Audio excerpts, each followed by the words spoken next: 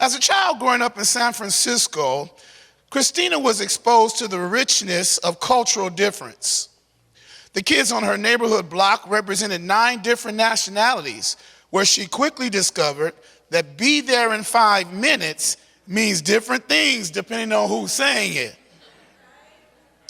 At the multi-ethnic church that her parents planted, she learned that different cultures experience and perceive God differently, and that's a good thing.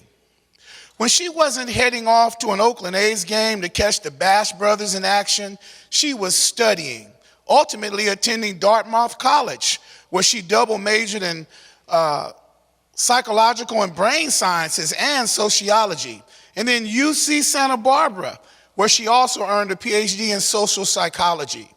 Recently named one of the 5 online shepherds to follow by Jet Magazine, Dr. Cleveland has devoted much of her vocation to teaching in higher educational institutions, as well as serving the church and broader society by regularly writing, speaking, and consulting with organizations. As an educator, she has served at Wheaton College and at Bethel College in Minnesota. Now at Duke Divinity School, Christena teaches classes on race, reconciliation, and conflict, and leads a research team that is investigating self-compassion as a buffer for racial stress. She's also finishing her 2nd book, which examines inequality and offers a practical theology of privilege. A recent transplant to the South, Christena has fallen in love with the Carolina woods. She's a transplant there, and she savors the time that she has spending it on her farm with friends, and is thinking about becoming a Durham Bulls fan. Beloved pastors, practitioners, theologians, and followers of the Christ, it is my privilege to welcome you to the world's greatest lectureship. Our speaker today is our beloved sister, Dr. Christena Cleveland. Put your hands together. Let's give her a great Fresno welcome.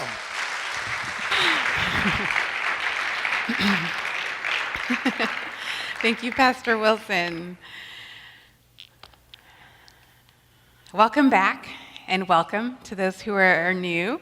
I'm going to just pick up where we left this morning and continue on this question of what kind of person, what kind of leader do I need to be in order to cross this racial divide? And we're going to start by talking about personal transformation, and then we're going to move into what kind of community do we need to be in order to cross this racial divide. So we'll talk about community, cultural transformation, whether it's in our classrooms, our congregations, our workplaces, and then we'll talk about some tools for crossing that divide. And we'll have time for Q&A, hopefully intermittently, because I hope to just share a lot that will stimulate our minds and thoughts. I teach when I'm teaching at Duke Divinity School, and I say that because I'm on an 18-month research leave. So I haven't taught there in a while. But when I am teaching there, I teach a class on Martin Luther King and Malcolm X, and the class meets in Butner Prison, which is a federal prison about 30 minutes from Duke's campus. And so half my students are Duke Divinity School male students, and then half my students are incarcerated men at Butner. And so every week, the guys, my Duke Divinity students and I go into Butner, and we have class, and we talk about Martin Luther King and Malcolm X with these amazing guys who are on the inside. And one of the things that I've learned to do, because I've taught this class a few times, is to make sure that my Duke students have done a lot of work around racial identity development before we even think about going into the prison. And so I have all my students read a number of resources, but since my students are predominantly white, they read a book called What Does It Mean to Be White? And it's by Robin DiAngelo, who's a sociologist who studies whiteness. And I don't make the guys on the inside read the book for a lot of reasons. But I mentioned it to some of the guys, and so they got their family members to order it for them on Amazon. And one of the white guys in my prison class, most of the guys in my prison class are men of color, but there are a few white guys every semester. And one of them came up to me and was like, every single white person needs to read this book. Like, he was like, how have I not known this about myself? How have I not known this about myself?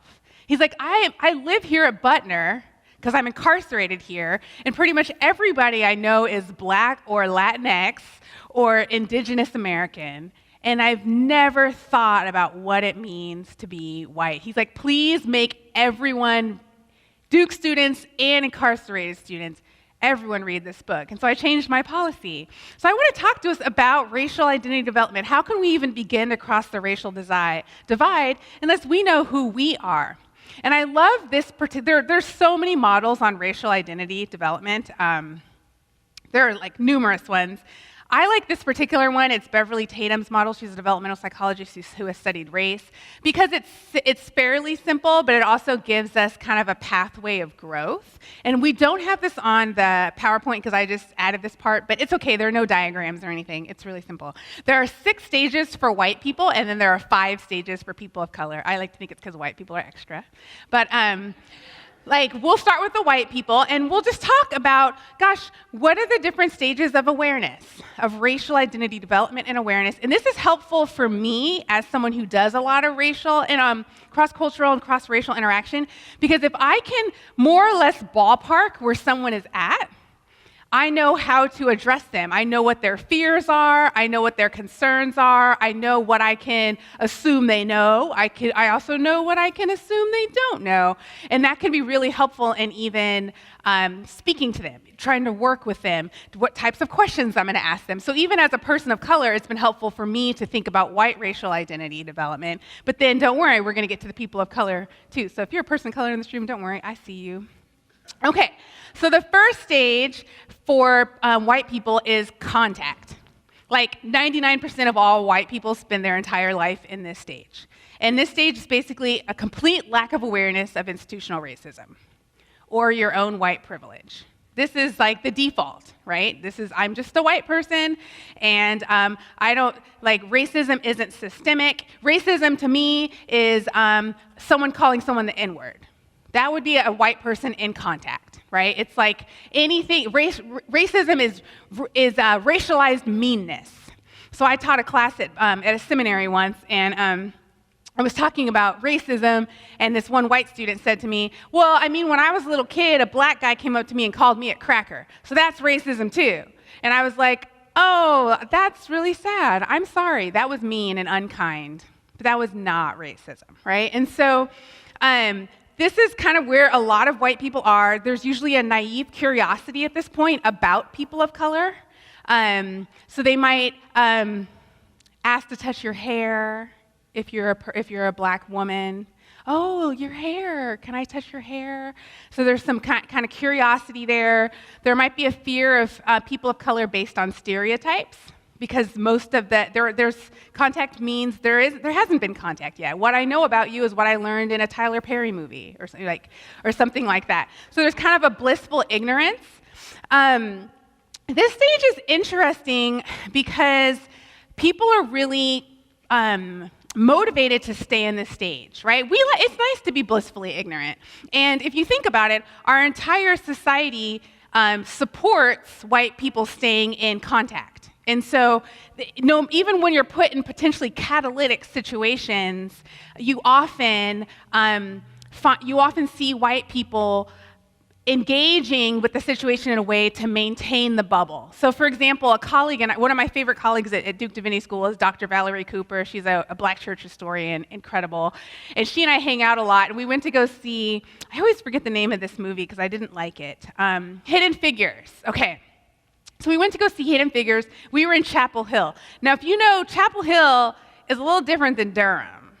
Durham is where the black people live. Chapel Hill is where the white liberals live. Not the same thing. Okay, so we're over in Chapel Hill because the timing worked for us with that movie. So we're in this movie theater, and everyone's white except for us because it's Chapel Hill.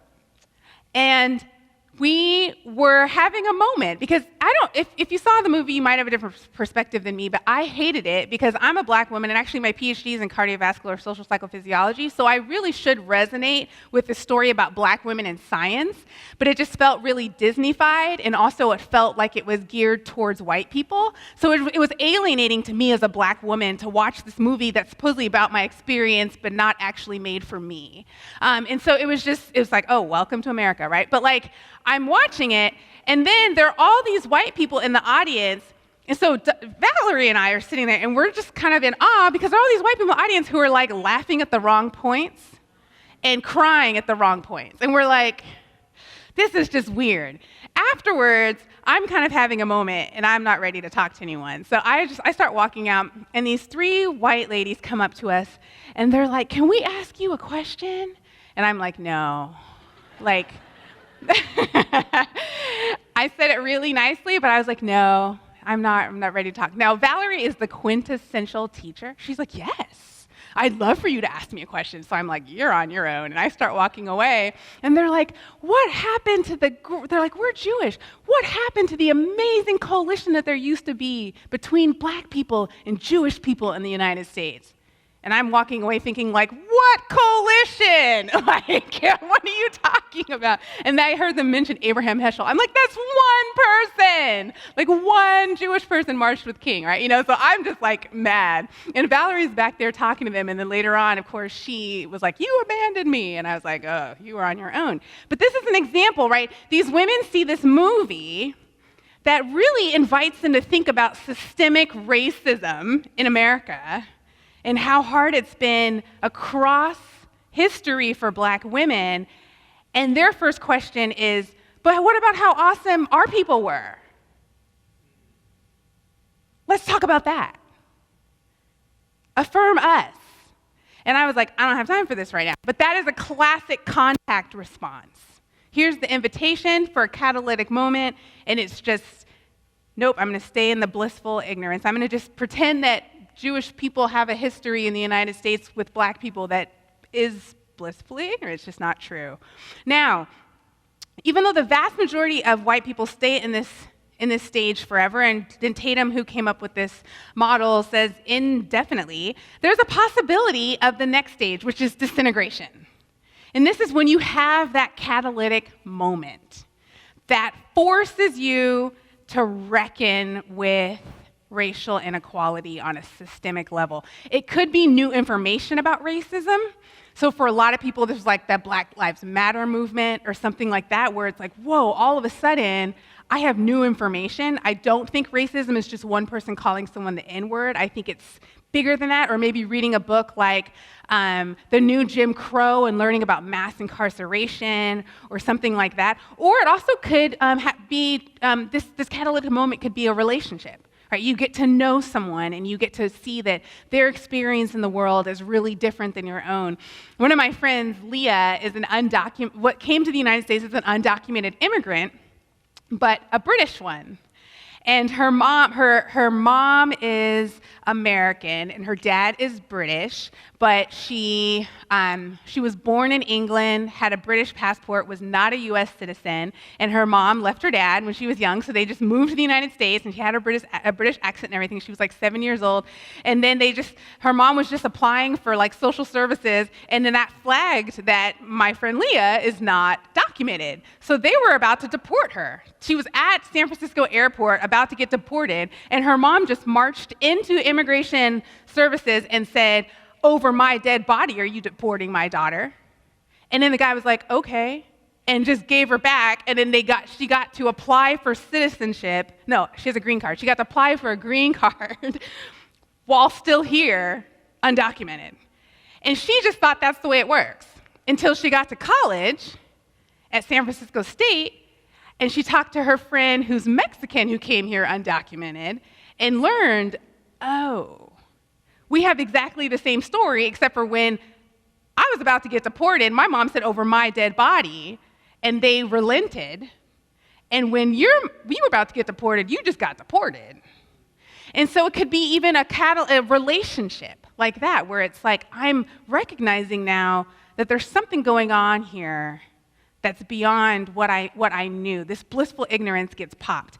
Now, what happens, though, is the blissful ignorance gets replaced with the discomfort of guilt, shame, sometimes anger.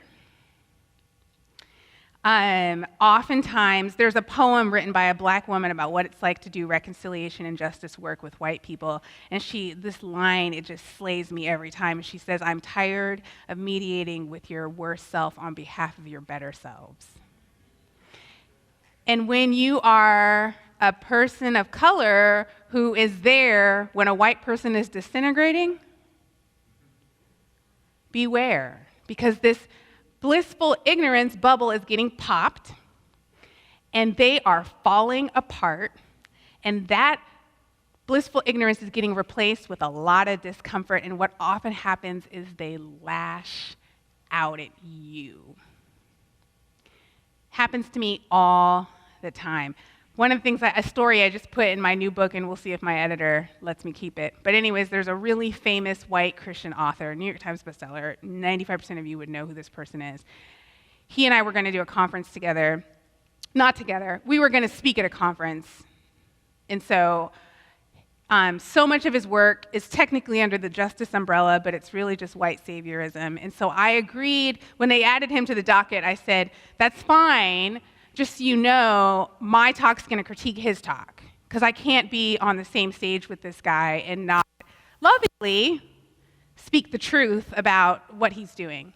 And so I decided to give him a heads up, just as a courtesy, just so you know, So I have a discernment team that helps me make all my decisions, a bunch of pastors and community members. And so we crafted an email to him to kind of explain, gosh, here are all the things that are great about what you do. Here are the things that I think are white saviorism. And I kind of explained that, and I said, I'm just going to be responding to your talk and inviting people to think critically about it at this conference. He called me up after that. We'd never had any interactions. He called me up, and he said, his first words to me were, "I couldn't have sex with my wife last night because of you." Disintegration, right? First of all, why would anything that a person sends you in an email prevent you from having a relationship with your wife? First of all, right? Second of all, why would you tell me, even if that were true, right? This is not healthy behavior. This is disintegration, right? This is someone who's literally having a breakdown because I pointed out something about his reality as a white man. I popped his bubble, right? And he said, there are only 4 people in the world that I'm not friends with, and you're one of them, which made me kind of think, well, who are those people? They seem cool. I'm kind of like, we should form a little crew, But when these are the sort of responses that people often have, they flip out. Because all of a sudden, they're realizing, wait a second, you mean I'm not president of this organization because I'm just more awesome than everyone else? You mean I'm not comfortably middle class because I'm just more virtuous and self-disciplined than everybody else? You mean people think that I'm a good communicator, and it's not just because I'm a good communicator, it's because there are actually racist and patriarchal ways in which we evaluate people's communication skills? What? Who am I? Who am I if I'm not the best? Who am I if I'm not in charge? Who am I if I'm not in control? And so people break down. This stage can be really painful for white people. Sometimes they feel a lot of guilt and shame.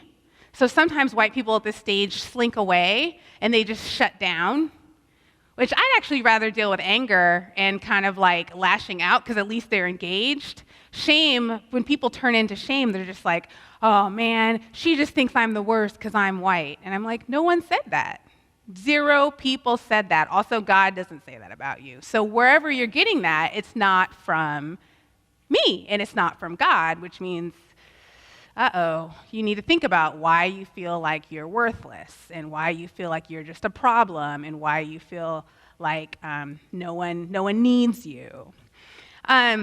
Sometimes people engage in denial, right, as kind of a response to this. Sometimes, and this kind of goes back to what I was saying this morning, how we just aren't really good sitting with pain, sitting with discomfort. Sometimes people, it can be kind of amusing. Sometimes people will feel so uncomfortable with the reality of racial injustice that then they become these overly zealots for racial justice. And all of a sudden, they're just like bulldozing every white person they know, calling everything out. And I'm like, you just learned you were white like last week. Now, all of a sudden, you're being so harsh. Like, that person is a human being. And so, but that comes from their discomfort, right? They want to get rid of racial inequality now. Therefore, anybody who they see as a problem, they just want to eliminate the problem. And they get lost in seeing the humanity of those folks. And I had a really precious student who was just so young, but really he's one of those students where I'm like, I'm really curious to see who you'll be in 10 years. You'll either be incredible or like in prison. You know what I mean? Like, because he's just so dynamic, you know? And so he's a white guy who, decided in the class that he was white, or learned in the class that he was white. And then this was when Trump got elected, and his grandparents are conservative Christians who voted for Trump. And so he decided to try to lead a national boycott against Thanksgiving. If anyone in your family voted for Trump, he wanted to lead a national boycott so that you don't go home for Thanksgiving, and he wanted me to help him lead that. And I was like, first of all, go home, and love your grandparents who just bought you that Subaru Outback and are paying for your education, and love you. But I was also like, this isn't how you deal with conflict and discomfort, right? You can't just eliminate it. You can't just avoid it. But he was in this disintegration phase, which is, oh, bless his heart, he's great. Okay, so what often happens is this phase is so painful and so uncomfortable. And if you haven't read this book that came out this summer called White Fragility, and you're white, you should probably read it, because it kind of really gets at why it's so hard for white people to deal with the discomfort of racism and talking about racism. It's called White Fragility. So this is often so uncomfortable, and people of color are in general used to talking about race, and so it's not super scary to talk about. But for white people, it can be, and so this disintegration phase can be so uncomfortable that what happens is people go into phase 3, which is reintegration, and they basically just go back asleep. So they had a catalytic moment. They woke up. They're leaning into some of the discomfort in the world, leaning into some of the injustice in the world on a systemic level. And this can be really hard because disintegration, once you're awake, you see everything. Once you're awake, you see everything. And if you don't know how to take this pain and see it and hold it gently in the light of God, if you don't know how to process that, if you don't have a spirituality that can affirm you, even as you're being honest about ways in which maybe you need to repent, then you can't handle that. And so you just run. And so what happens is people go into reintegration where they basically go back asleep. It's almost like contact. You move to the suburbs. You go to an all-white megachurch where they never talk about justice. They never. It's all about individuality, right? And you can stay in reintegration indefinitely. But the thing that's powerful about reintegration, and it's actually harder to get people out of reintegration than to get them out of contact, because what you do is you go back into if you go into reintegration with a fortified theology and an ideology, that's because you have this understanding of systemic racism, but now you have a deeper, more robust reason for it. So when you're in contact, you're just basically ignorant. When you're in reintegration, the reason why indigenous people are dealing with higher levels of diabetes, alcoholism, and intimate partner violence is because they don't know Jesus. If they just came under the power of the cross, if they just repented, they just became more like us, that would fix it. That is a robust theology to help make sense of racial inequality in the United States. But then you can sleep fine at night. Maybe you support a missions trip to the reservation once a year. Maybe you write some checks. But you don't have to deal with any way that you're participating in it. You don't have to deal with the ongoing discomfort of facing an issue. And so reintegration is powerful. And people who are in reintegration often have reshaped personal beliefs to fortify their decision and go out of their way to avoid any persons or situations that are going to remind them of what they know deep down is true. So there's a lot of escapism in this, whether it's in churches, communities, people we spend time with. It's easy to stay here if you can avoid people of color. What often happens for people in reintegration is they become friends with people of color who affirm their reintegration. And so when someone like me comes into their life and I'm like, you're racist, they're like, but my friend over here who's black doesn't think I'm racist, and that's my best friend, And so they populate people on their elder boards, in their organizations, all sorts of people who look apart but are not going to speak to them in a liberating way. And so when people of color do come into their lives who are wanting to speak some godly truth into their lives, they push them away, they silence them, and they're often negatively comparing that person of color to the people of color who basically support white supremacy. Now, I know that's a little bleak, but don't worry, it gets better. So, oh, you know what? I think this is connecting here. Okay. Wow, my mic is falling off, huh? I will fix it. Now, I will say some people go straight from contact to disintegration, don't go into reintegration, and just move on to the next stage. So it's not, none of these are, linearity is a figment of the privileged imagination, right? So there's no such thing as linearity. But, in this situation, you can hop around a little bit, and we'll talk about that, but it's possible to just do contact, disintegration, have your meltdown, and it could be a meltdown that's not violent, It's not like it has to be violent. Some people, actually, the more I found that the people who have done more contemplative practices and are better at sitting with discomfort actually handle disintegration a lot better. They still disintegrate, right? Their worldview is falling apart, but they're not lashing out. They're just kind of like, well, this is what is. Let me just make the most of it. Let me just see who I am in light of this new reality. So it is possible to not go into reintegration. But sometimes people go into reintegration. At any rate, the next stage is pseudo-independent. So either you went straight from disintegration into pseudo-independent, or you somehow got knocked out of reintegration. So I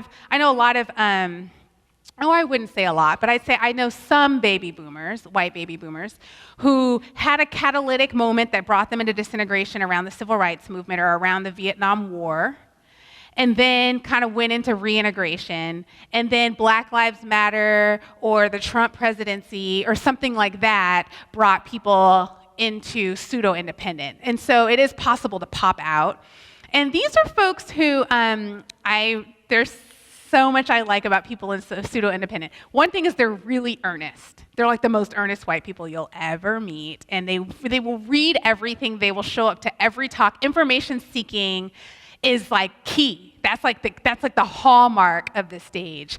I want to learn. I'm awake now. I'm ready to go, and just give it to me. Give me all the syllabi. Give me the podcasts. I want to grow and learn. Learning about people of color is really key here.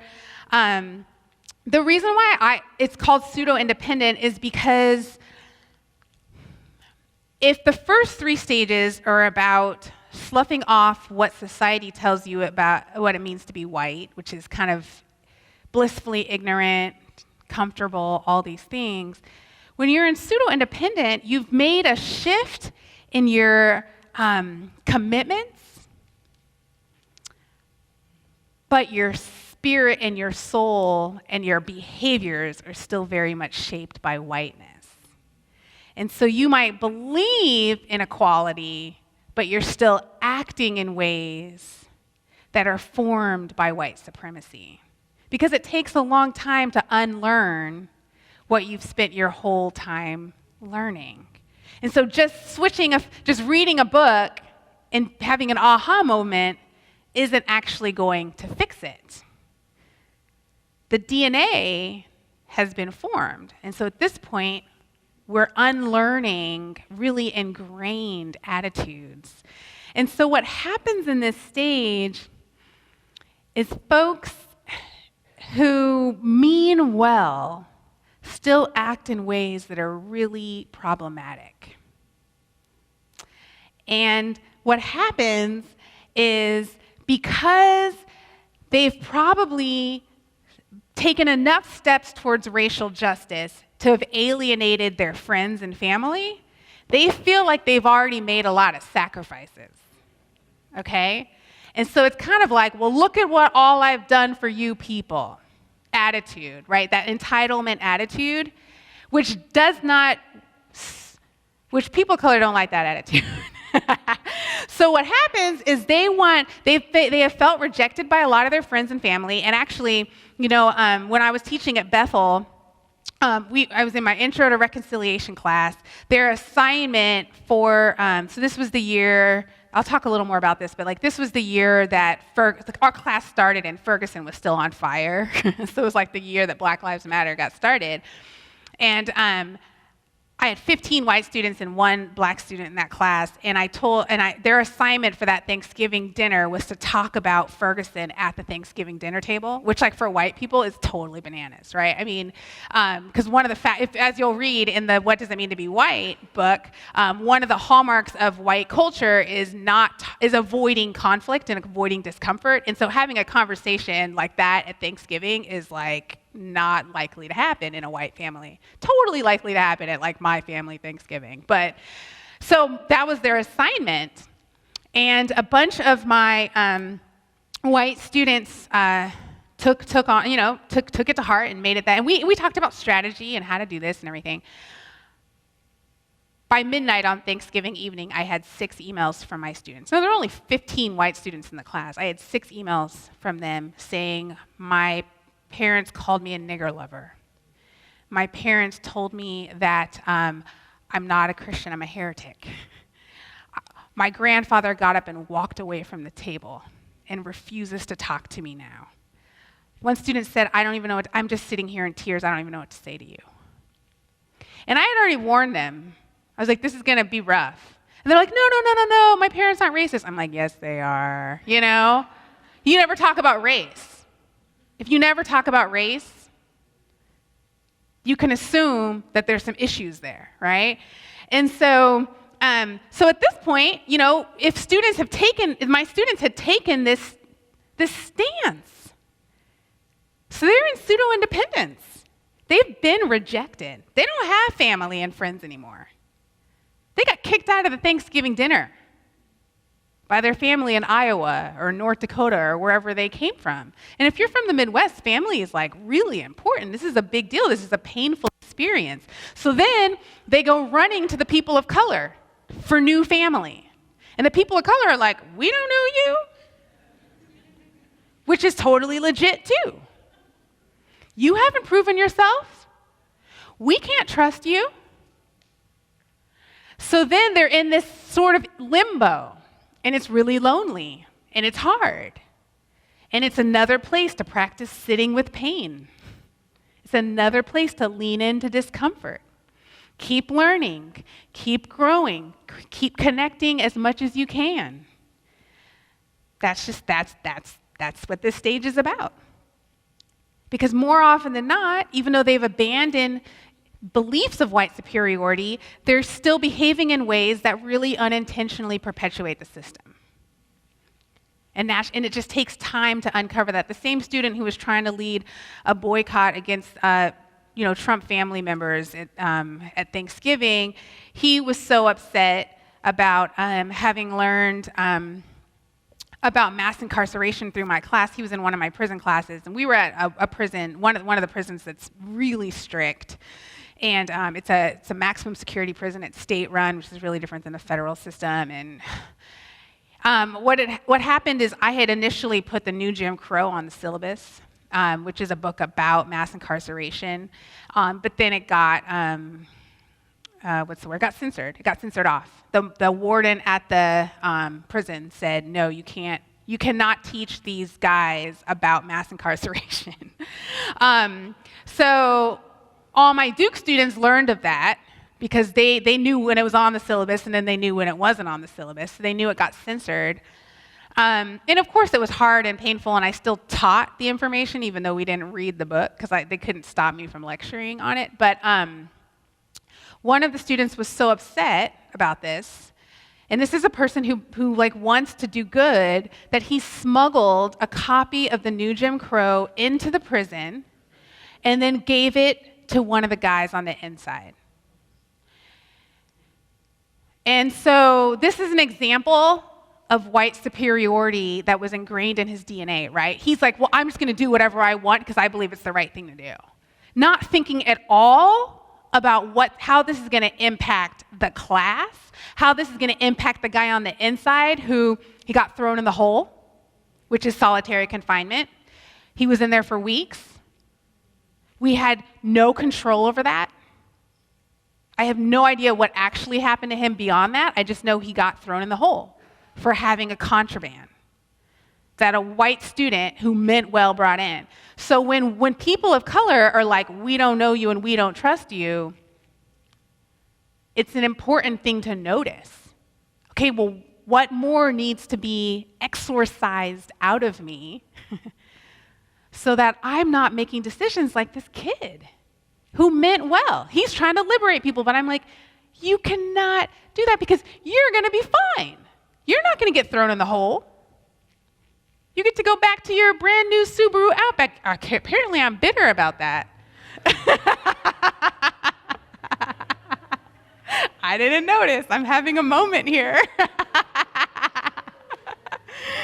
It's just interesting, the privilege, right? The expectation that I deserve this and I deserve that. And if I think something's important, it doesn't matter what the rules are. It doesn't matter how it's going to affect other people. So this stage can be tricky, but I also think it's a really beautiful stage because I think it's a stage where white people are incredibly teachable. You know, you can have really great conversations because folks want to learn and they want to be on that journey so that people of color feel comfortable, feel safe around them. The next stage is immersion.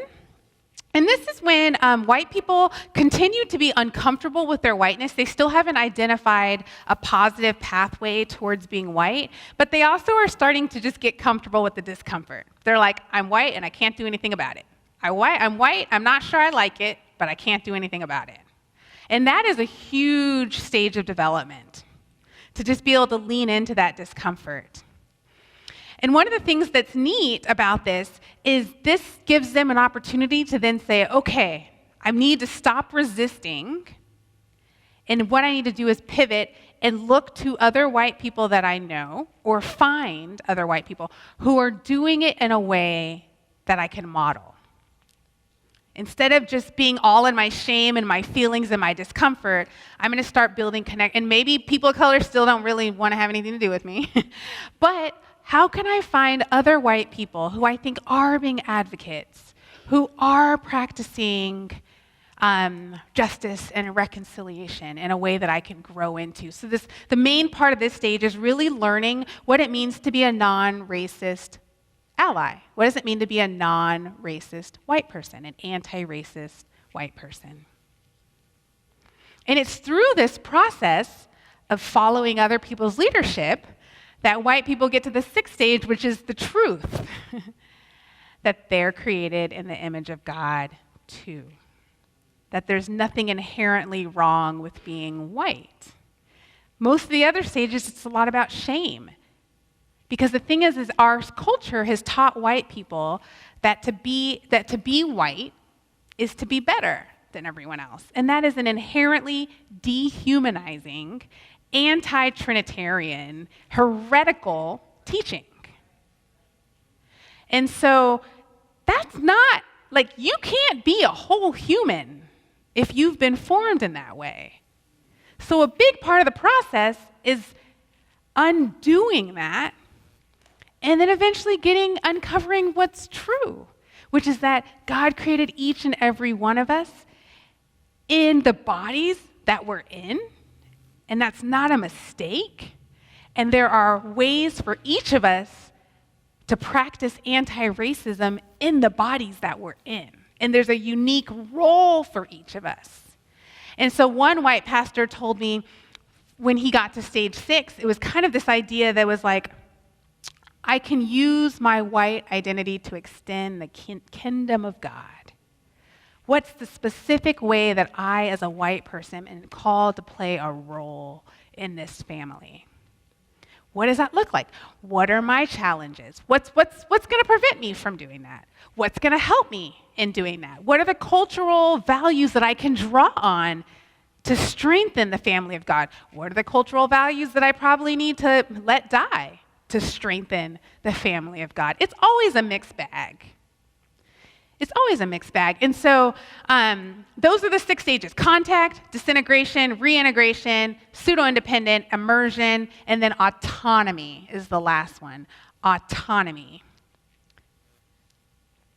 At this point, in autonomy, alliances with people of color are more likely to be created here because the person's anti-racist behaviors are more in line with their beliefs. They've done some work to learn how to interact with people of color in anti-racist ways. They've learned how to apologize quickly. They've learned the holiness of perpetual repentance, that they're not going to, this is not a one and done thing, but this is always going to be a learning experience for me. I'll never be an expert, and that's okay. And there's a holiness and a cleansing that comes from me having to regularly say, ooh, I just fell into a trap again of acting out of my whiteness and not acting out of my identity that is being formed in collaboration with others.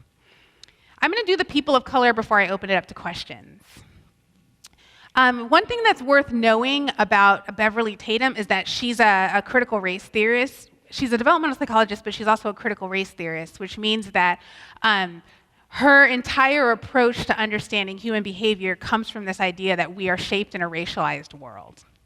And we're shaped in a racialized world that is also white supremacist, right? People who are white and people who practice whiteness, and I'll probably talk a little, I can unpack that a little bit because it turns out anybody can practice whiteness, not just white people. And so she shows that we're all shaped by this, right? That's the default, is we're shaped by this world in which white people have been and continue to have most of the power and influence in our society. And so her stage 1 for people of color, actually, let me go back to just the white stages for a second. I did make a comment about they're not really linear. They're not really linear. And also, like, you have these moments, and the same thing with the people of color one, where you like realize, oh, I'm back in disintegration about something, right? Or like, I'm feeling it's pseudo-independence right now. I'm really feeling like I don't have a lot of people who can walk alongside me in this journey, where I'm at now. So I think, and I'll flesh that out a little more with people of color. But for the first stage for people of color, it's pre-encounter. And this is when, because we live in a society that is shaped by whiteness, this is when people of color seek to be accepted by whites and actively or passively distance themselves from their own race. Now, I will say not every person of color starts out in pre-encounter. Sometimes people aren't born into a family that practices whiteness. I have found that a lot of people of color in spaces on CCU campuses and events sponsored by CCCU campuses like Fresno Pacific have had an experience of pre-encounter. I can tell you that I did myself.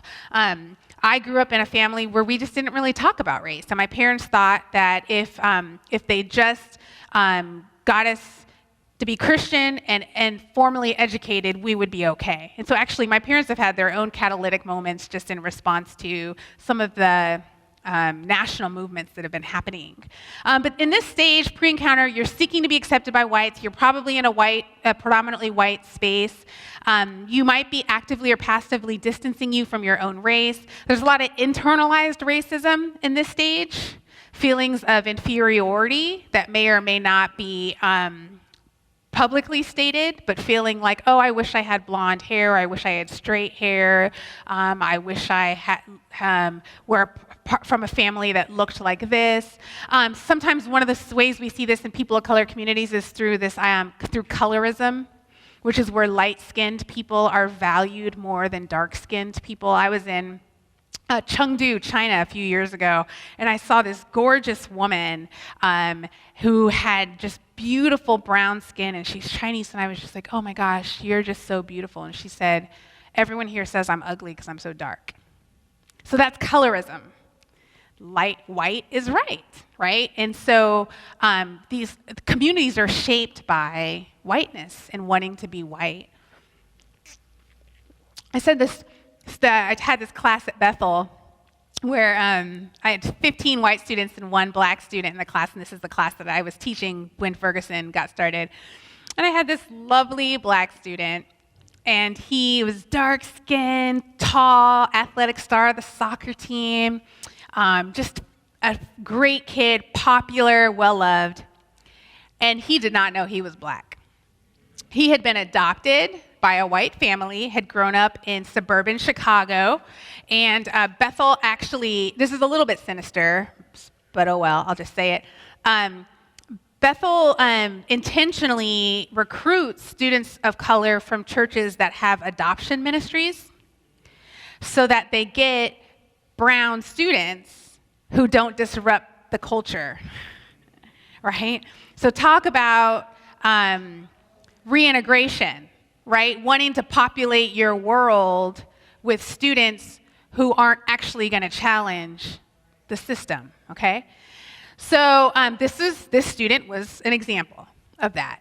He had no idea he was black. 0, until he met me. And so you should have seen this kid first week of class, deer in headlights.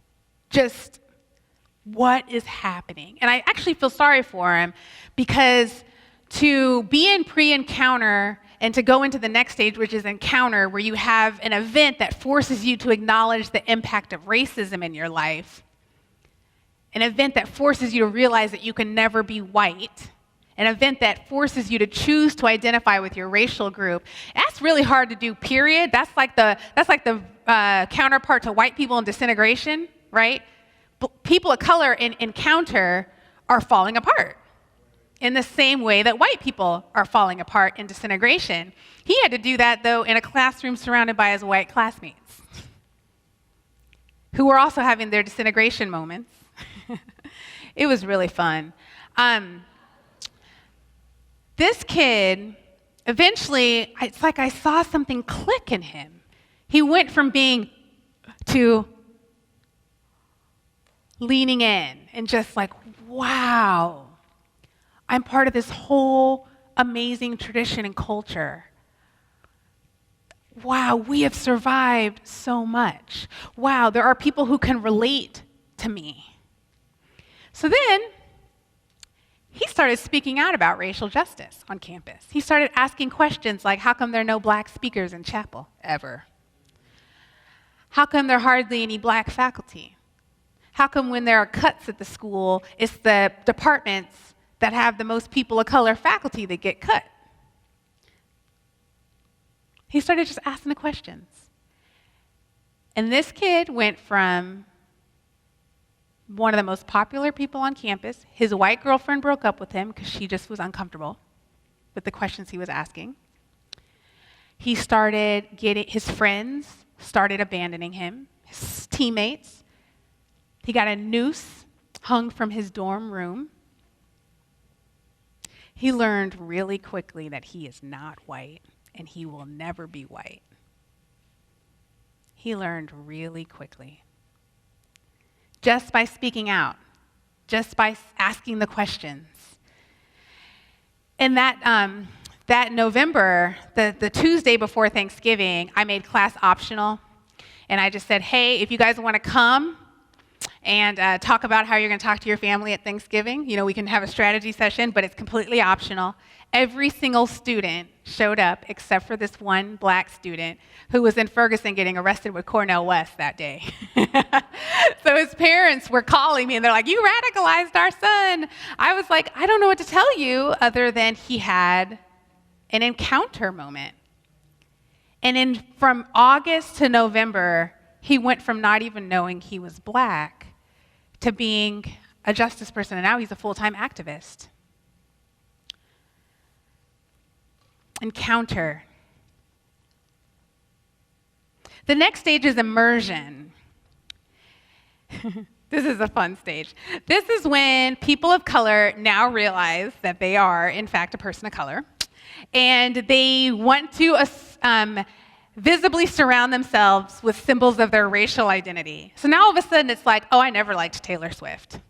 I've only listened to like Sade my whole life. And so there's just this like blacker than thou, more Asian than thou. I only talk to other black people. I was in this stage when I was in, let's see, where was I? I was in this stage when I was in high school, and didn't matter what the subject matter was, every single paper was on the Black Panthers. Like my physics paper, I'd be like the physics of the Black Panthers, because I just wanted to associate with everything that affirmed my blackness. I was trying to find my identity. Now, the thing is black people in this stage, or people of color in this stage, don't want to work with white people. They're done with that. They're not in a place. So if you try to collaborate with a person of color in this stage, you're gonna have some issues, because they're healing. They're healing from being raised their entire lives in a community that they're now realizing does not love them, cannot love them. I had some moments like this when I realized, wow, the church that I'm attending, they see God as so white and so male that they literally cannot see the image of God in me. It's impossible. They might want to, they might wish they could, they might even say they do, but the way that they treat me says everything. They cannot love me. Has nothing to do with desire, has everything to do with ability. And to realize that you have been shaped by that community, that's the community that you trusted, that's the community that helped you understand who God is, what is true about the world, that is a death.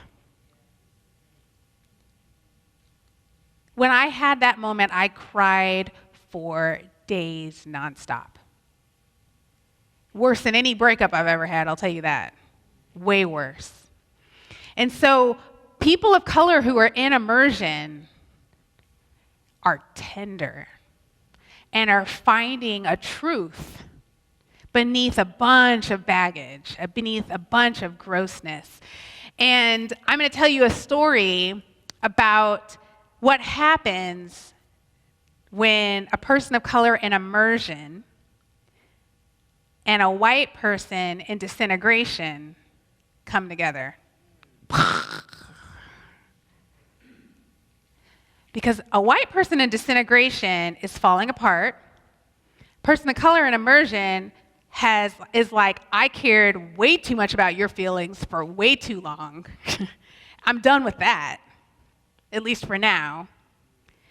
And so I was at a conference. I won't say the name of it. It's hard for me not to as a 1 on the Enneagram, but I won't. And I shouldn't have been there. I'll tell you that right now. It was a mistake, but I was there. And I did the closing talk, and what happened is, it's a big conference, lots of people there. They did a bait and switch on the people. So they said the conference was about something that it really was. So what happened is I got an audience that wasn't prepared to talk about what I talk about. It happens. It happens a lot less now because we do better research before I accept, but it happens sometimes. And so I'm sitting there and I'm like on my best behavior. I mean, I'm giving them Christina light. But even still, they're like falling apart. You can see it, right? And it wasn't a bad edge. It was more just like, oh, wow, like this is hard. Like I can feel it in the room. There were a couple thousand people there. I could feel it, just kind of like, and a really good MC would take that and turn it into a moment of just vulnerability, right? Because it wasn't a shame. It wasn't the energy was positive. There was it was at least neutral, but there was a lot of energy. And basically all I was telling people was, hey, here's the invitation for you, is to listen, to stop talking and to listen, right? Again, like I said, it was Christina Light. So afterwards, they decided to do a panel discussion to close out the conference. And I was like, all right, cool. I learned that right when I got there, not a big deal. And they were like, we're basically just going to talk about your closing talk. And I'm like, oh, all right, well then I should probably be on that panel, just because. So they were like, great. So the panel was me, a really famous musician, a really famous New York Times bestselling author, both lovely people. Neither of them know anything about justice, but lovely people. But they were there because they're famous, right? And this is what happens in the church a lot, power, right? The wrong people are up there because they make it look prestigious. Then they had 2 token people of color, an Asian brother and an indigenous brother. And the reason why I say they're token is because they were outclassed in the sense that it's malpractice to put people who aren't accustomed to being on a stage like that on a stage like that, simply to make it look diverse, right? So there were a lot of power dynamic issues going on. And then on top of it, we had an MC who was in immersion. A black guy in immersion, okay? So he's all in his feelings. Okay, so we got an MC who's all in his feelings. We got an audience that's all in their feelings disintegrating, okay? So then we're up there, and then the famous musician guy goes, he's literally, he just keeps, as we're walking up to the stage, he's coming up to me and he's just like, mind blown, mind blown, mind blown. And I'm like, oh my gosh. Like, first of all, stop. Second of all, I can't believe you're up on this stage if what I just said, which is you need to listen, is blowing your mind. Like, this is so problematic. And so my sister, when I told her that he was gonna be on the thing with me, she knows who this is. She's like, what's he gonna talk about? How to colonize the world through worship music? I was like, my sister's very snappy. So anyways, he's up there and he's just disintegrating, right? And so he's just puking all over the mic. And he's like, I don't even know what to say. That was just, I don't even know. All I can say is, I was walking down the street the other day and I saw a person, and I just need to remember, I never asked to be famous. I never asked for this. And I'm like, what are you talking about? And he's like, and then I saw a person on the street and they were strung out on drugs. I was like, that could be you, man. That was you. And I'm like, that was never you. Like, I don't even know what you're talking about. Also, this is terrible theology, right? And so he finally says, I'm just going to stop talking. And then he just starts tweeting, literally on the stage. Like, we're sitting there and he's tweeting. And so then they move to the famous author and she's crying. And then she's just like, I don't even know what to say. But then she talked for 5 minutes about this work she does in Africa that sounded really colonialistic. I don't know. I haven't investigated it. And then she says, but Christina told us to listen. So I'm going to listen. So then she calls out to someone in the audience, a black woman, you take my mic and take the spot on the stage. So then this poor black woman in the audience has to come up. They switch spots. It was horrible. Someone in the audience had the foresight to just get my face when this was all happening and the side eye. There's just a video of me being like, I guess it's all going on. So then this black woman comes on stage. Now this is like, it gets so much worse. So then this black woman comes on stage and she just asks this like rhetorical question, like, why is it that evangelicalism has been associated with conservative politics? Okay. A white guy in the audience stands up and starts yelling. It's my turn to talk now. You people have had enough time to talk. You people, it was just me and this black woman talking, right? So then he's like, it's my turn now. You people need to sit down and stop talking. I want to talk now. My turn to talk now. He just is yelling the whole time, okay? So then, remember, MC in immersion, black, all in his feelings, just discovered that God's not white or something. So he's all in his feelings. And so he gets up and does what no MC is ever supposed to do, which is to join the panel, right? If you're moderating it, you're not. So then he's just like, I'm going to tell you what, I'm going to stand up and talk to you about my dissertation, which is about how racist Calvin was or something like that. So then he just goes into this long soliloquy of like how racist Christianity is and how it's been racist and all this stuff. And meanwhile, the dude in the audience is still screaming, it's my turn to talk now. I want to talk. You people need to stop talking. It's my turn. So then the MC moderator guy gets mad and he's like, Christena Cleveland told all you white people to sit down and shut up. And I was like, never said that. Like, just trying to clarify. Like, I'm like, can I just, he's like, you can't even do that. You can't do the one thing she asked you to do. So he's just screaming at the guy. The guy is screaming back. They're just going back and forth and back and forth. This is going on and on and on, right?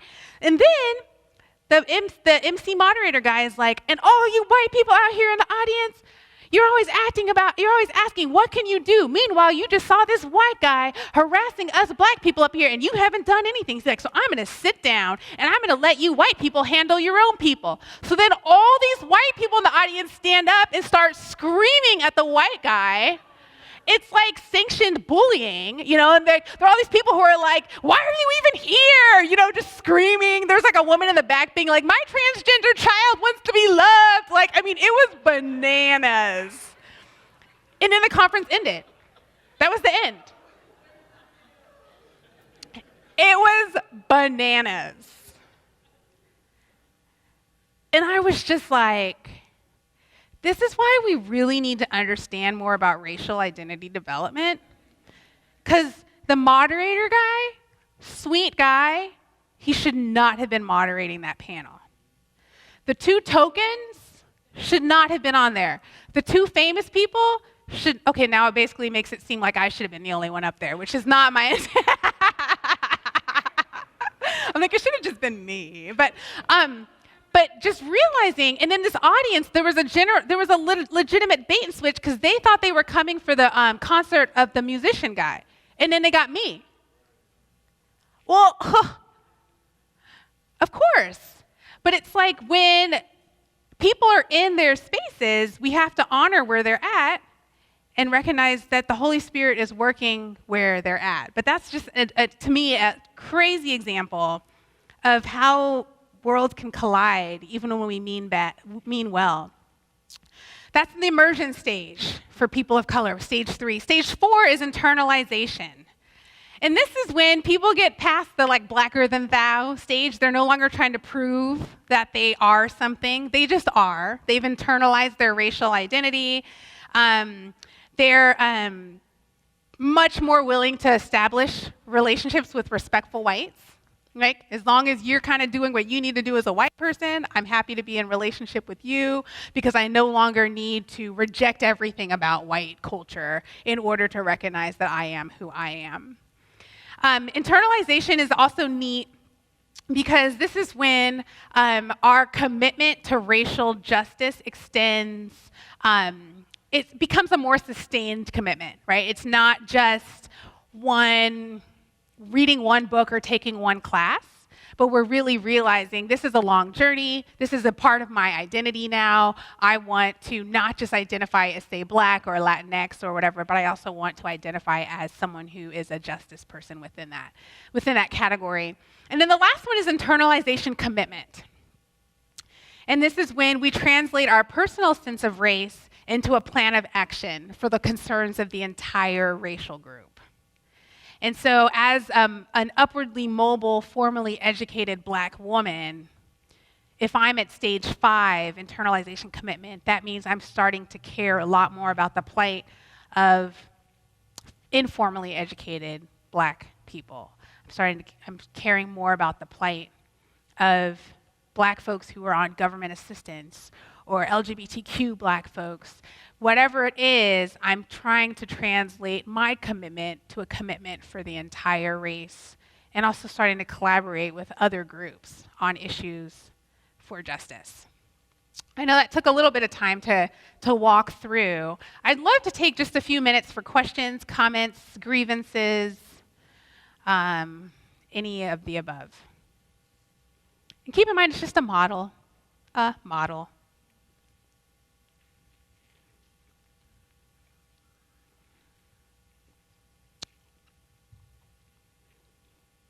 Anyone know where they're at? Usually it's like what's accurate is where you think you are -1.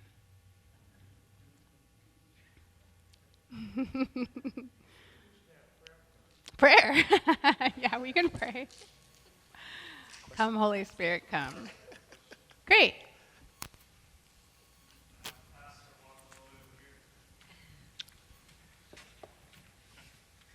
You're welcome, brother. I'm not sure what you're going to continue talking about. Probably you will mention this in the next section. Hopefully, I don't know. And I don't know if it's the right question or not, but you talked about a person of immersion with non-white people. Mm-hmm. And could you speak a little bit more of maybe, and I don't know what stage I'm at yet, but how do you interact with people, with non-white people in the stage of immersion? Yeah. Does that make sense? Yeah, that's a great question. So if someone's in immersion, how do you react to them, or how do you interact with them? Is that your question? Yeah. Sure. I think so. There are probably a couple things I would say. One is I would question whether I have earned the right to interact with them. Because I think folks in that stage have, there's a great need. There's a lot of healing. There's a lot of trauma that needs to be addressed. And I love the way James Cone says, blackness is the image of God in black people. And so I love how he particularizes the image of God, or God's work, or the Spirit's work. And I think what can follow from that is sometimes there's trauma and pain that only people from that group can really be part of healing. I mean, barring some, bizarre work of God. But I think there's really beautiful ways in which I think we can encourage our friends who are in that stage to not feel like they owe us anything, give them permission. When I was in this stage, I had to go through and fire a bunch of my white friends, and I didn't have their permission, and they actually made it harder. It was still the right thing to do, because we had been friends for a long time, and they had made a demonstrated commitment to racism. I'm like, I've been black this whole time. You have chosen not to care, and all the invitations, therefore, we are not friends anymore. And that was actually hard. So I think for white people to say to their friends, hey, you know what? I think you need something that I can't offer you right now. How can I support you in that? Is there a women of color retreat I can buy your ticket to? Can I pay for you to get therapy from someone from your cultural group? Can I just repent? And actually, when I was going through an immersion stage, I grew up in a white evangelical church that was just brutal. And they didn't mean to be, but they were, and it was horrible, and it was racist. And I wrote a series of blog posts a few years ago, 5 or 6 years ago, it said everything I learned about racism I learned in the church, and I was writing about this church. And the senior pastor came up to me. He was actually at my dad's 60th birthday party. He came up to me, and I didn't write anything about him. I mean, not write about people. And I didn't even really interact with him. It was just he presided over this church. I mean, I think I wrote sort of anonymously about the youth pastor and stuff. But the senior pastor came up to me at my dad's party, and he just said, "We failed you." And that was so healing to me, just for someone to acknowledge that. He was like, I read what you wrote. And he didn't say, oh, I wish I had known, or if I had known, or we meant well, or all the things. He just said, we failed you. That's it. I'm sorry. So I think those are some things that we can do. That's a great question. Anyone else? Yeah.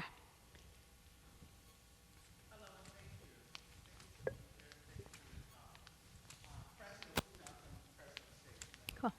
Nice to meet you. I really appreciated you talking about the fact that these phases are not linear, Yeah. that people move in and out. Mm-hmm. And I don't have a question as much as a comment. It made me think about my children. I was very intentional in raising them to know that they were black girls and black women. And yet, and still, it's been interesting, they're 24, 31, and 35, to see them move throughout those different phases in their lives as you talked about it. So that's of interest to me, just if you could talk a little bit more about that. And I'm also curious as, do you have a reading list on a website or something? I'm familiar with a number of the people that you talked about in their work, but I would be interested in more readings that you would recommend. Yes. So my assistant Lisa and I have like a really long resource list that's organized by categories. So if you just you can email me through my website. We'll get that to you. Anyone is welcome to. We're happy to share that. And I share a lot of resources via social media too. So feel free to hop onto Twitter or whatever. And so the experience of being a black woman, even when you do have a home base that affirms you. Yeah. I mean, that's the and this is so great. It's a wonderful segue into the next piece of what I want to talk about. We are shaped by our culture. So I'm a social psychologist, and I just love thinking about the interaction between the human, the individual, and the broader culture. And your kids are blessed because you tried to really instill a sense of identity, positive racial identity, and positive gender identity in them. And I think a lot of kids of color don't get that, either because their parents aren't that intentional, or they don't have the spaciousness in their life to do that work. Because if you're a kid of color in the United States, just walking out of the house is an assault on your identity. And if your parents aren't aware of that and don't have the spaciousness in their life, say they're working 3 jobs or whatever, or they're sick, or and they aren't counteracting that all the time. We get it in the media, we get it in schools that we're inferior, we get it in church. I was at a church yesterday in Merced that I just visited, and I walked in, and like the size of that back wall, there was a white Jesus. And then during the sermon, the preacher put up on the I actually took a picture on the PowerPoint, "You're not responsible for the sins of your ancestor." And so we're just socialized into this individualism, right? And when you're a black kid sitting in that environment, you're thinking, wow, so like my family members who are totally struggling, that's just because they're bad people, you know? And so I think that's why we all have this work to do, no matter who we've been raised by, because we get assaulted in society all the time. I mean, I go into a faculty meeting. I'll give you an example. This is a Duke Divinity School, which is supposed to be like, I don't know, something. Anyways, we were in a faculty meeting. So here's the thing, and this is like a little bit of insider information about Duke. Like, it's just like every other school, right? So this is not unique at all. But there's a hierarchy, right? There's a hierarchy even within the disciplines. And at Duke Divinity School, it's the theological division, biblical division, historical division, and then way down here, the bottom is the ministerial division, which is my division, Island of Misfit Toys, okay? And you're not supposed to be a social psychologist on the faculty. you're not even supposed to be anything other than a theologian. If you're a biblical scholar, you better be a biblical scholar who studies like the Pentateuch or something, right? Like you better not study the wisdom literature. Like that's not legit, okay? So there's like all these, and again, this is just like any other place. And so I'd say, oh man, the vast majority of my colleagues are so happy that I'm there, but there's some like old school people who are like, why is she even here, right? And so they like to point out that I don't belong there like all the time. So we were in this faculty meeting and we had to approve a person's syllabus. And the syllabus was called Preaching the Psalms. However, every single sermon that was going to be studied and every single commentary that was going to be studied was written by a white man. So I said, I'm not going to approve this class. This is not preaching the Psalms. That should be a survey. Also, how dare you teach a class on preaching the Psalms and not include the long lineage of Black church tradition on preaching the Psalms? Like the Black church owns this. Like, what are you talking about? Also, we have a whole Black church studies department. Like, this is just ridiculous. And I said all that really nicely, of course.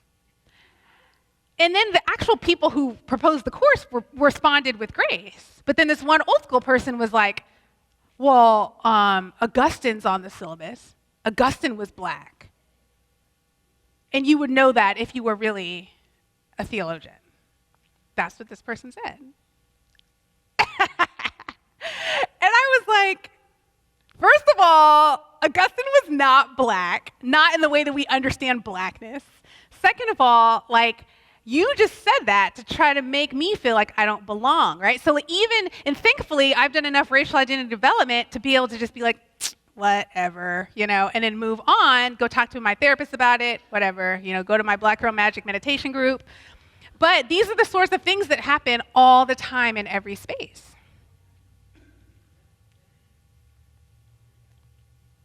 Anyways, praise the Lord. Okay, I'm going to move on because I think this is a really good segue. Yes. Can we put the first slide up? I don't have a clicker. Because this is what I want to help us think about as we're moving along in this personal transformation. Uh-oh. I can take it, sure. There's only a couple slides, so either way is fine. Thank you.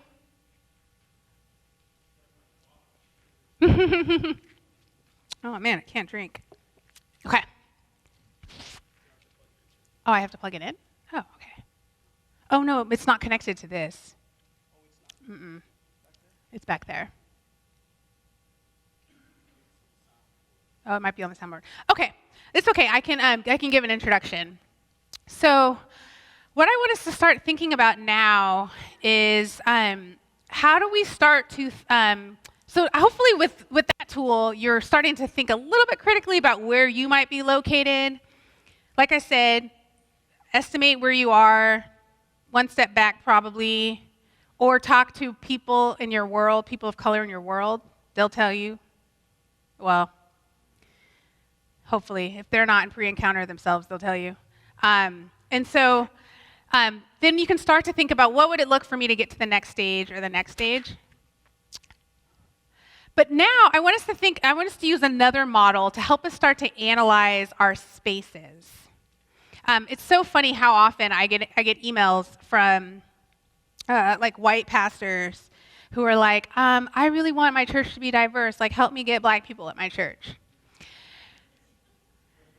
And I'm kind of like, do you deserve Black people at your church?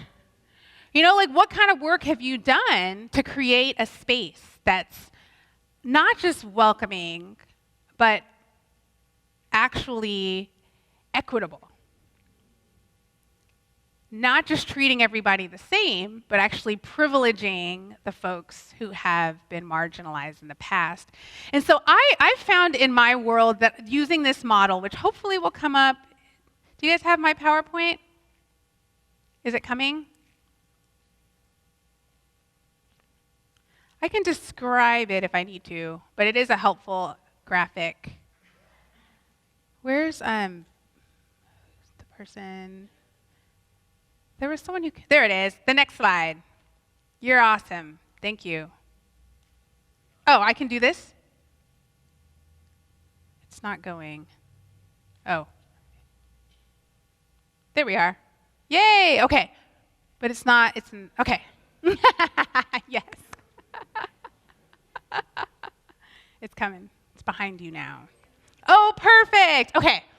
Yay, yay, yay. Okay, so I found it to be really helpful in analyzing a cultural space. What are the ideas that rule and reign in this space? What are the institutions that sustain those ideas? What are the types of interactions or everyday practices that support those ideas? And who are the individuals that are formed in this space, or the individuals who thrive in this space? And I'll give you some examples to help you think about this.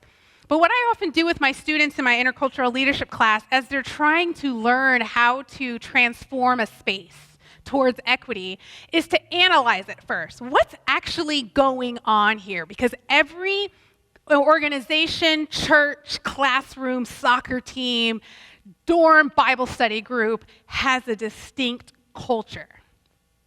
Every society has a distinct culture. And oftentimes they're ruled by these ideas, and these ideas are almost never publicly stated or debated. I was recently writing about this, and I used the idea of time flies. Time flies is an idea that reigns in our society, in Western U.S. society. You will not see it written in the post office. It is not part of any religious liturgies, officially. It is not something that is publicly debated, but the idea that time is scarce, that time is a commodity, that time is something to be counted, is very distinctly part of this U.S. culture. Time is money. We spend less time with our friends than people in the global South. We spend less time at family dinner time than people in the global South. We often commodify time even by saying things like, I'm investing time in this relationship, or I'm investing time in this project. And so time flies is an example of an idea that influences, say, an institution like family dinner or church service. Church services are much shorter in the US than they are in the global South, where time is abundant. So an institution like church services. But then if you look at everyday practices and interactions, we're afraid to be late for a meeting because it's considered rude to be late for a meeting. But that's not the case in Kenya. If you're on time, people are like, what's wrong with you? And then what happens is it affects our individual selves. We become people who are rushed and hurried and stressed, and we realize that we're lonely, but we're not sure why. Well, it's because we haven't talked to any of our friends in the last 3 years, and so this shapes us. It's an example of the ways that our ideas shape us. Now, I found this to be particularly helpful in terms of analyzing who thrives and who's marginalized in a space. And I'm going to give you a couple of examples of how I've worked this out in different spaces. When I was teaching, I'm picking on Bethel because I taught there not too long ago. Bethel University in St. Paul, Minnesota. It's a great place. It's got this idea, though, that maybe it's here at Fresno Pacific University, too. And it's an idea that's not on the website. It's not on any T-shirts. It's not written in any handbooks. But the idea is ring by spring. Has anybody heard of that idea? Is that an idea here, too? Okay. So the idea that shapes this culture, okay, is ring by spring. It's not on the brochures for the school, but everybody knows that your goal, if you're a heterosexual female student, is to get engaged by senior spring. That is the point of college. You have not successfully done college if you graduate and you are not engaged to anybody. Now, the school is 65% female. So the odds are not in anybody's favor, They should have gone to like West Point or something, if they were really trying to get married right away as heterosexual women. But what's fascinating about this idea is that it puts so much pressure on the students. I had a student who, bless her heart. Now, here's the thing. The school's 65% female. And so what happens is the female students, it's harder to get in if you're a woman, right? It's just the numbers for admissions. And so the female students, on average, tend to be a little more academically elevated than the men. And so I had this fascinating, smart student who was just about to graduate. She'd been on a sports team and well-liked, neat student, about to graduate, about to become one of the 1% of adults in the world who have a college degree, just to name the privilege here. And she was bawling in my office. She's sitting on the couch, snot everywhere, mascara everywhere, just a mess, because she's about to graduate. And not only is she not engaged, she's not even dating anyone. And what is she supposed to do and how she's supposed to live? And I was just like, Melissa, are you kidding? Your life is going to be awesome. You got a college degree. You can go get a job. You can go to grad school. You can go volunteer. You can live with a bunch of your girlfriends, get a big house. You're going to have the best time. Trust me, being single in your 20s is so fun. You can go to conferences. You can develop your relationship with God. There's so much for you. She looked at me. I think I was 34, 35 at the time. And she was like, and I was single. And she was like, Dr. Cleveland, I appreciate you trying to support me, but I feel like I shouldn't really be listening to you. I mean, look at you. You're 34 and single. You're like basically my worst nightmare. And I just said to her, I'm like, girlfriend, you need to look in the mirror. Like, you're your own worst nightmare. I'm happy. I'm rooted in a community. I love my neighbors. I have a career that I find meaningful. I pay my bills. I have a PhD, like, I'm fine. You, on the other hand, are a hot mess. But what's interesting is we are exactly who we are shaped and formed to be.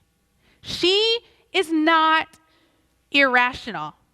She is responding to the culture exactly the way she's supposed to respond to it. The culture taught her that she's nothing and has no hope because of this idea. Now, let me explain how this plays out at Bethel, because it's powerful. This idea, ring by spring. Again, no one says it. Institutions. There are 2 institutions at the school that directly support this idea. One, their president is he's one of my favorite Christian college presidents. It's Jay Barnes. He's such an awesome guy. He's like super pastoral for a president. Everyone wants to know him. He's the kind of person, he'll just come to you and be like, just tell me, how's your heart? You know what I mean? And you just want to be like, and he'll just listen. And his wife, Barb, is super cool too. And they're just great, kind of like, just great people. Everyone wants a piece of Jay Barnes. He's busy. He's trying to save the school from, dying, dealing with alums, dealing with the board, doing all the stuff that college presidents do. This is like a really hard time to be a college president. He's busy, and there's like several thousand students. So time with him is a scarce resource. It's valuable. If you are engaged, you get to go to special engaged couples Bible study at Jay Barnes' house on Thursday nights. That is an institution. Who doesn't? I was thinking about getting engaged just so I could go to the Bible study. You know what I mean? That and because I wanted some pots. But anyways, I was unbelievable. Now this is valuable. You get one-on-one time, small group time, intimate time with the president. Another thing, the student activities department, student life, I guess you'd call it because that's the broader one, is they have this huge event in October. It's called Gadkin, and it's a date weekend. Over the course of the weekend, you go on like 10 dates with one person. Okay. one person, only male students are allowed to buy tickets, and male students are allowed to bring a female student. So like if you and one of your girlfriends platonically wanted to go to Gadkin, you couldn't if you're a girl. So like two girls, even platonically, couldn't go to Gadkin. Gadkin is only for heterosexual couples, and the male has to buy the ticket. And you go on 10 dates over the course of the weekend. You go to a Vikings game. You go roller skating. You go bowling. There are several food options, and it's heavily subsidized by the school, so you're only paying a fraction of the cost for this whole weekend. And it's actually paid for by student life. Now, who wants to go on a 10-date weekend with anybody unless they're trying to get that ring? I mean, I'm married and I don't even want to do that with my spouse. You know what I mean? I'm like, I'm good with the one Vikings game or something, and then I need my alone time, you know? Like, but it's just, talk about an institution that supports this idea. I had a student come into my office. She was a first-year student, and she was crying because she hadn't been invited to Gadkin, and she was thinking about dropping out. 3 weeks into the school year, life is over because nobody invited me to Gadkin. How does this shape the interactions between male and female students? This creates a world in which the boys have all the power. They rule the school. It shows up in the way they dress. They look like slobs. They come to class, like, I think you've been to like 3 football practices since you showered, you know? Like, it's just not even one. Meanwhile, the girls are just dressed to the nines. They got their heels on. They got their hair done. They got all this pressure to look good. But what's scarier to me is how it impacts the learning in the classroom. Because what happens is you can't intimidate the guys. They get to determine what being an acceptable woman is intellectually. And I was talking to some of the female students, and they said, being called a feminist is the worst thing that you can be called here. And I said, what's a feminist? They're like, someone with career goals.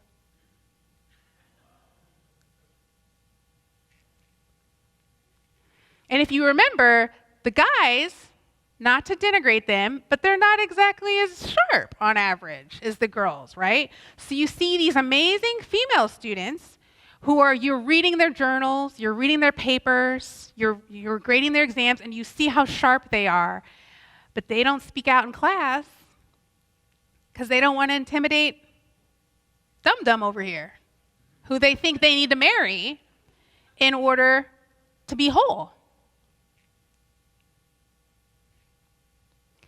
And then how does that shape the individuals? At Bethel, there's actually a name for the female student that is valuable in this space. She's called the Bethel Barbie. And students can describe her. She's blonde. She has straight blonde hair. She's pretty, but not too pretty. She has to be approachable pretty. She's smart, but not too smart. She's athletic. She's at least upper middle class. She has resources. She comes from a family that has a lineage of Bethel alums. She's connected. And one of my female students in one of my classes who is the Bethel Barbie, she was crying because this is dehumanizing even to the Bethel Barbie, right? Because she said, I never asked to be this. And she was a reconciliation studies student who was really working hard to connect with the Hmong students and all these other students. And she was finding that just showing up in this body was making it even harder because she had already been labeled as valuable in a way. Like I said, I mean, these hierarchies are heretical. They're dehumanizing to us all. And so she experiences that in a negative way. But then imagine all the people who are marginalized, all the eyes who are marginalized in this space. LGBTQ kids, women of color. The men of color are weirdly mascotized.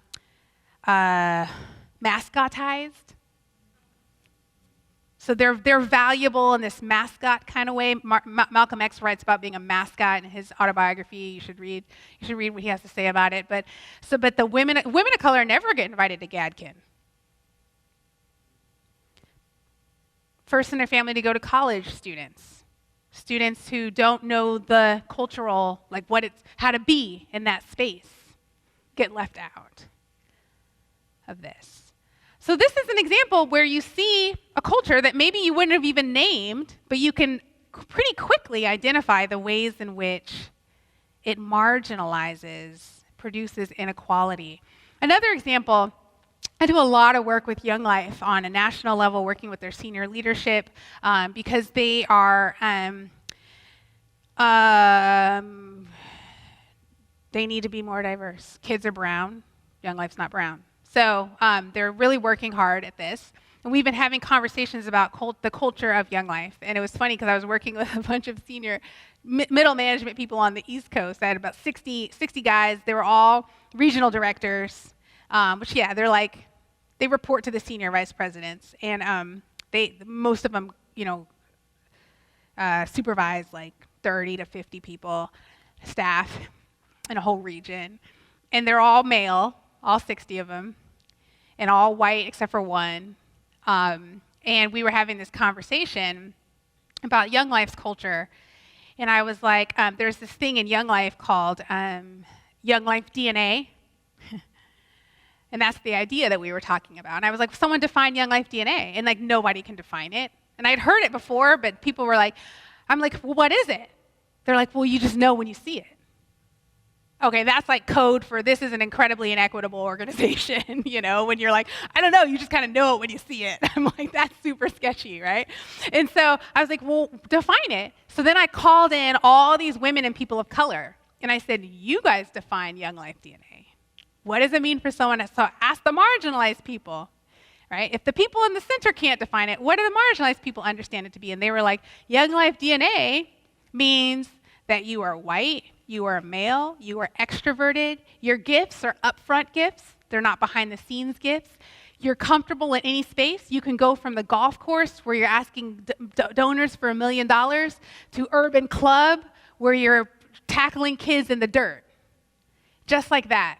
And the new definition of privilege is, because people used to think of privilege as like, oh, you were born with a silver spoon in your mouth, or like, privilege is, you live upstairs in Downton Abbey or something like that. And now the definition for privilege is ease. No matter where you are, you're comfortable. In ease. You belong everywhere. Nobody can tell you that you don't belong. And so this idea that it's interesting that these people of color and women staff named Young Life DNA means you can go from the golf club to the hood and not skip a beat. You don't have to code switch. You don't have to change your clothes. You don't have to change your attitude. You don't have to do anything. You belong everywhere. In critical whiteness studies, this is called ontological expansiveness. There's nowhere that whiteness doesn't belong. White people, whiteness is legitimate everywhere, qualified everywhere. So then in Young Life, you see this, right? Where it's like, if you're a black staff person, you have to minister to black kids. If you're a white staff person, you can minister to anybody. You're qualified to minister to anybody. Ontological expansiveness. There's nowhere that I don't belong. And so as we started to think about this idea, it was funny because one of the regional, now again, saying all this to a group of white men, right? And they're like offended, right? Because they're just like, well, that's not really fair. Yeah, technically I perfectly identify with everything you're describing, but that's not the reason why I'm the boss. I'm like, well, then why are you the boss? What? They're like, that doesn't encapsulate what Young Life DNA really is. I was like, okay, well, what is it then? All these people of color and women got it wrong, even though for all of history, people of color and women get it right. In this one instance, I'm going to give you the benefit of the doubt. And okay, say they got it wrong. What is Young Life DNA? Well, it just means you just really have a heart for Jesus. And it was funny because one of the senior vice presidents in the room was like, you just named every Christian. You just described every Christian. Every Christian doesn't get promoted in Young Life, right? So then what are the institutions that support that? The fundraising model, the evangelical outreach fundraising model. There are entire sociological studies done by sociologists at the University of Chicago on how inherently racist and sexist the individual fundraising model is that all evangelical organizations use. You only can fundraise money if you're connected to a community that has resources and also has a tradition of giving money to parachurch ministries. That's white men. That's college-educated white men. And so we talked about this, how it's inherently racist. It's inherently sexist. And how do you get promoted in Young Life? You raise your budget, you fill your bus for Kids for Camp.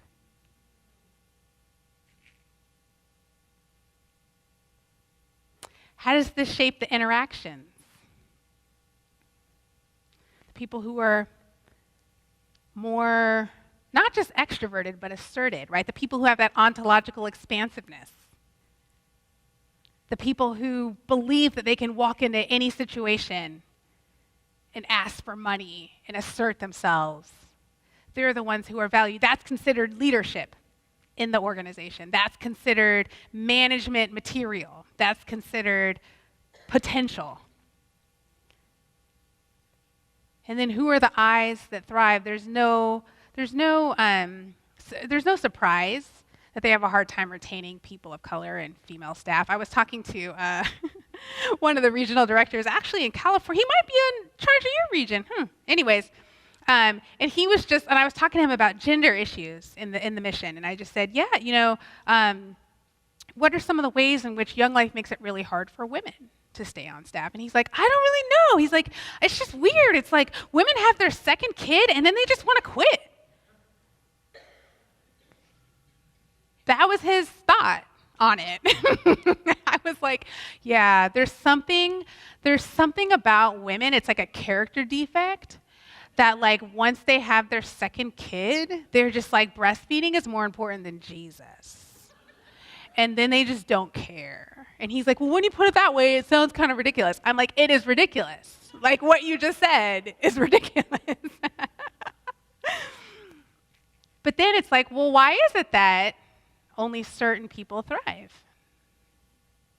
What are the hours? What's the flexibility? What's the support with childcare? Same thing, you can look at it with singleness too. Every month you have to, as a Young Life staff person, have to go away for a month to serve at camp. Married people get to bring their families, so they get to bring at least some of their community with them. Single people just have to go alone. Just getting pulled out of their community for a whole month every year. So those are a couple of examples of the culture cycle. I'd love to open it up for comments, questions, feedback at this point too. How do you see it maybe being useful as you think about your own context?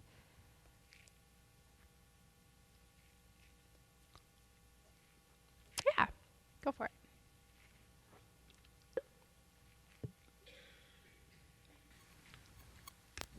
I first want to say thank you so much for being here. I've taken a book of notes. This is awesome.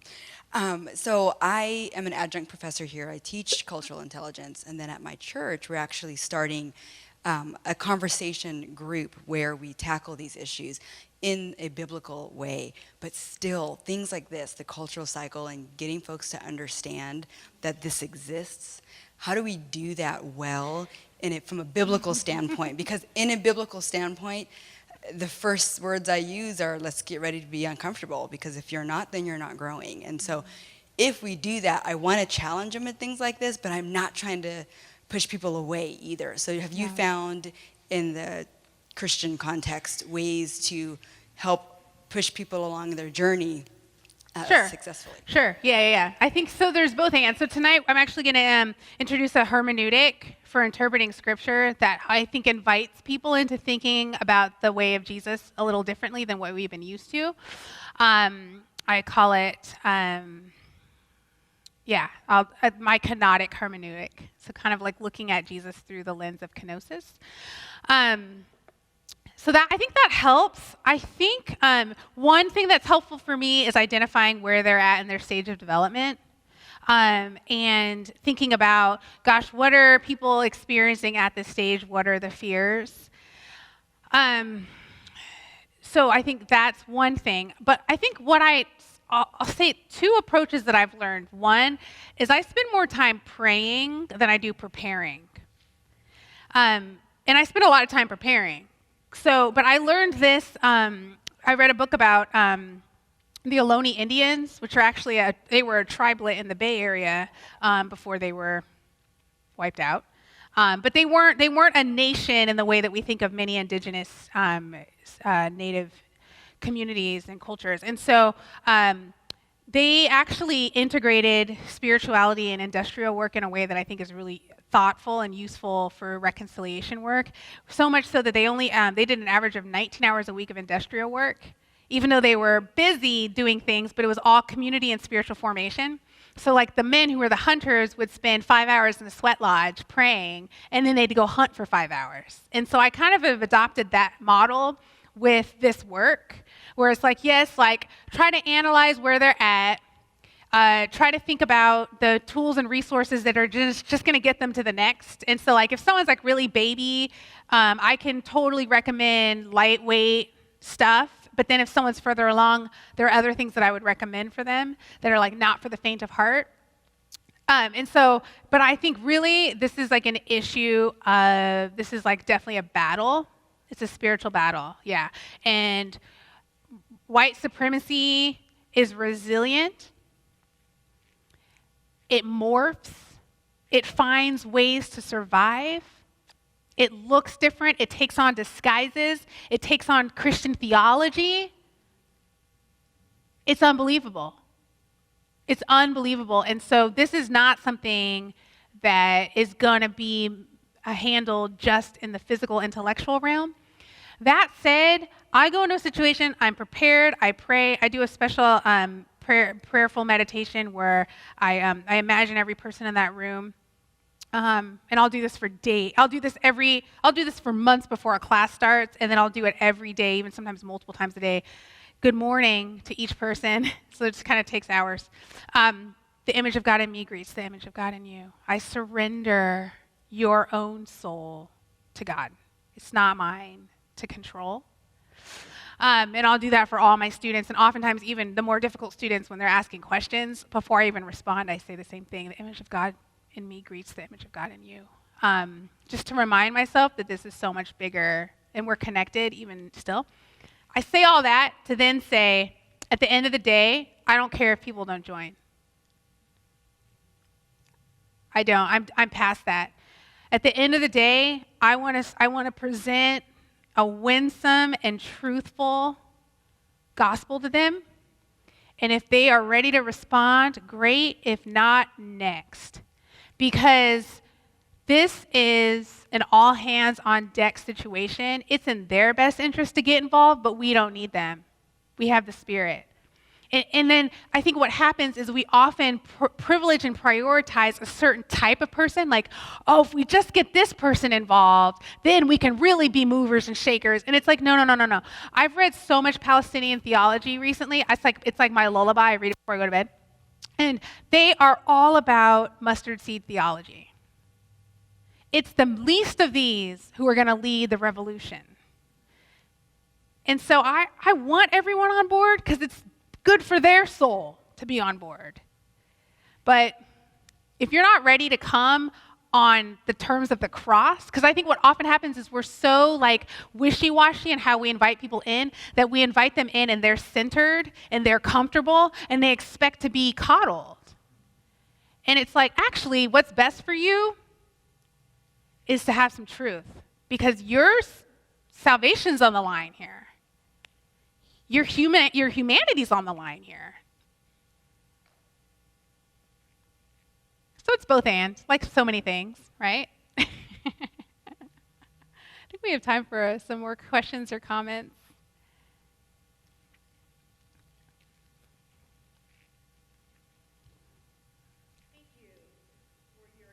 your wisdom, your words today are very critical. I want to ask the question, you've done the stages for personal development. You've done a little bit of this cultural piece.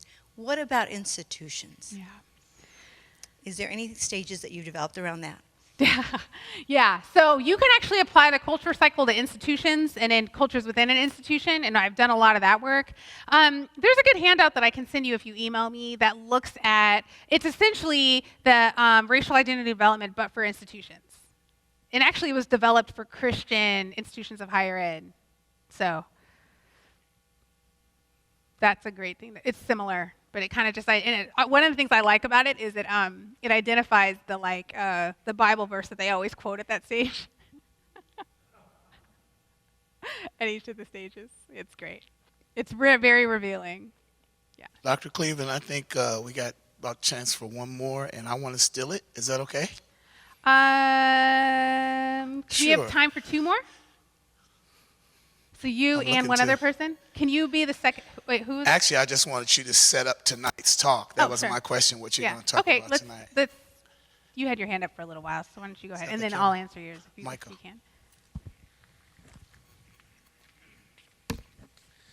can. First, I want to thank you for coming to talk. I think this is something that's very needed for the institution. So I am biracial. White on my dad's side, Latinx on my mom's side. And so I've experienced both of those things at different times. In fact, I even remember back in 2013, 2014, I was in the stage 3 of the people of color thing.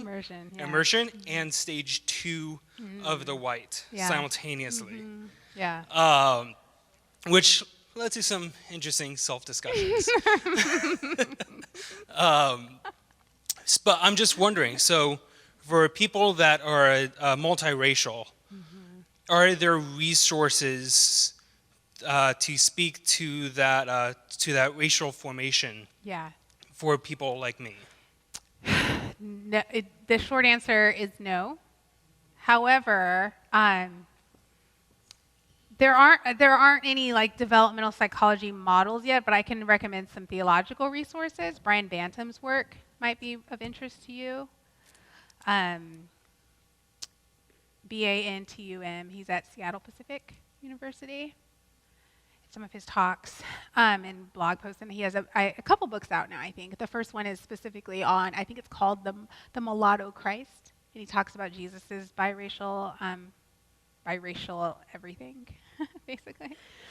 But I think I appreciate you bringing up that question because, in a way, a lot of people can relate, because even if they're not biracial, because this model is a racial identity development model, but it could also be a gender identity development model. It can also be a class identity development model. It can also be a religious identity development model.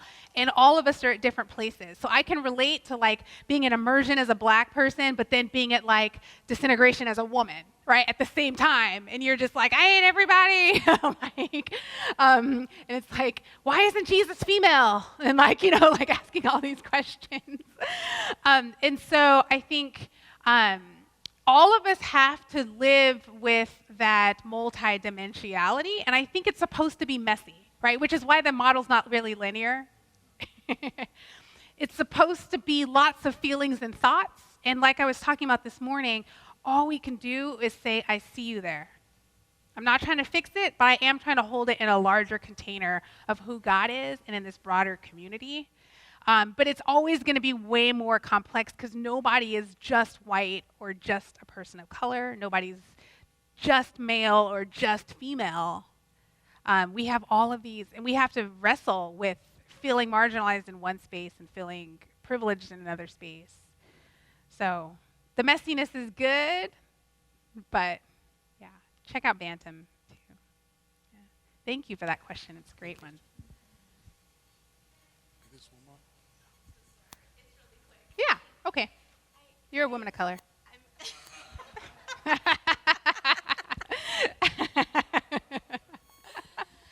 As a mom of kids who are biracial, African American and Nicaraguense.